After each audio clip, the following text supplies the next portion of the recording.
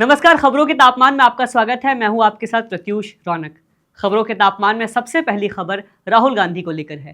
कांग्रेस नेता राहुल गांधी विदेश दौरे पे है। उनके विदेश दौरे को लेकर देश में तापमान बढ़ गया है। सर्दी के मौसम में राजनीति का पारा करीब 40 डिग्री चढ़ गया।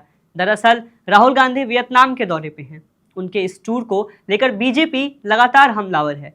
खबर में आगे बढ़ने से पहले आप ये जान लीजिए कि पूर्व प्रधानमंत्री मनमोहन सिंह के राजकीय अंतिम संस्कार को लेकर विवाद अभी भी जारी है।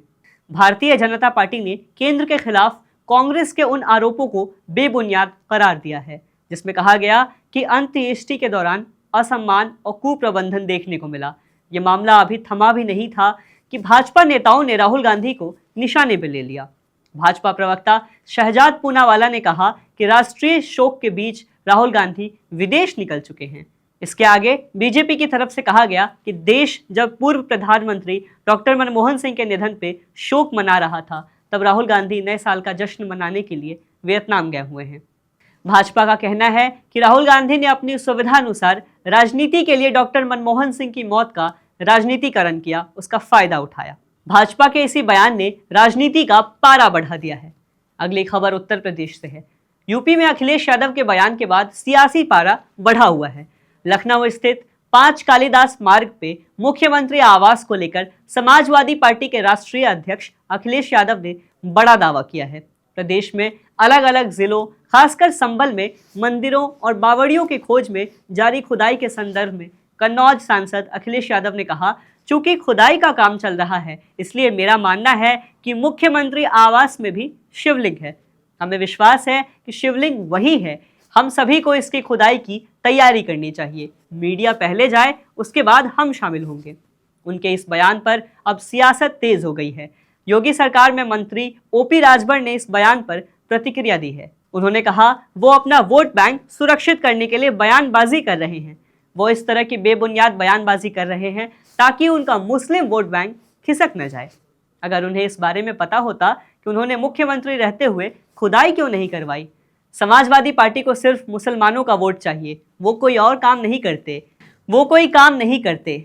वो सिर्फ वोट मांगने का काम करते हैं। अगली खबर बिहार की राजधानी पटना से है, जहां छात्रों के प्रोटेस्ट से खबरों का तापमान चढ़ा हुआ है। आपको बता दें, पटना में बीपीएससी अभ्यर्थियों ने पहले मार्च निकाला, फिर वो जेपी गोलंबर के पास इकट्ठा हो गए। खबरों का तापमान उस वक्त चढ़ गया जब मार्च का नेतृत्व कर रहे प्रशांत किशोर छात्रों को छोड़कर चले गए। उनके जाने से कुछ छात्र भड़क गए और प्रशांत किशोर के खिलाफ ही नारेबाजी शुरू कर दी। छात्रों का कहना था कि ये छात्र आंदोलन है, इसे छात्र ही संभालेंगे, किसी राजनीतिक दल की मदद उन्हें नहीं चाहिए। पुलिस के लाठीचार्ज में घायल एक प्रदर्शनकारी प्रशांत किशोर से काफी नाराज नजर आया। छात्रों ने मीडिया को अपने जख्म दिखाते हुए कहा कि वो अपने हक की लड़ाई के लिए 13 दिनों से गर्दनी बाग में अपना आंदोलन चला रहे थे, लेकिन यहाँ भी राजनीति का खेल हो गया। प्रशांत किशोर आगे निकल गए और हम लोगों के ऊपर लाठियां चल रही हैं। प्रशांत किशोर ने बोला कि पहली लाठी हम ही खाएंगे, लेकिन लाठी चलने से पहले ही वो यहाँ से निकल गए। साफ है कि प्रशांत किशोर से छात्र बेहद नाराज नजर आ रहे हैं। बीपीएससी छात्रों के आंदोलन से जुड़ी एक और खबर ने बिहार की राजनीति का पारा चढ़ा दिया है।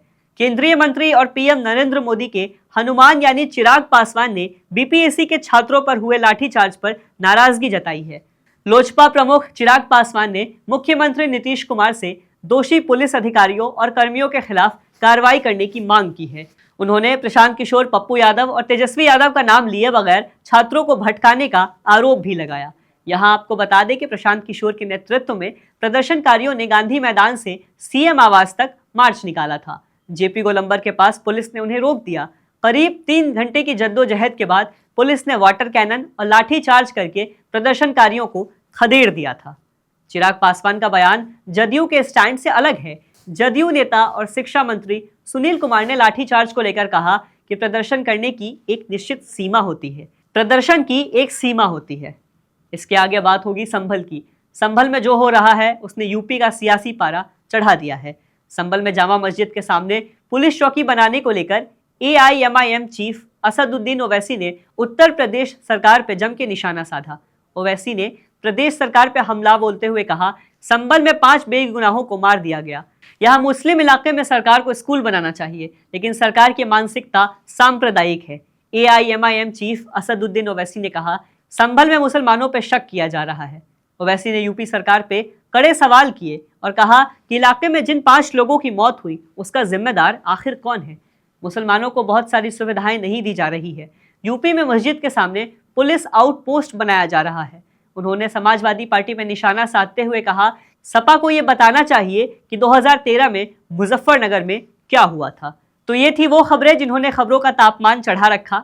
आज खबरों के तापमान में इतना ही। कल फिर होगी मुलाकात। ऐसी और खबरों के लिए सब्सक्राइब करें द हिंदी टॉप। हमें एक्स यानी ट्विटर, फेसबुक और इंस्टाग्राम पर भी जरूर फॉलो करें।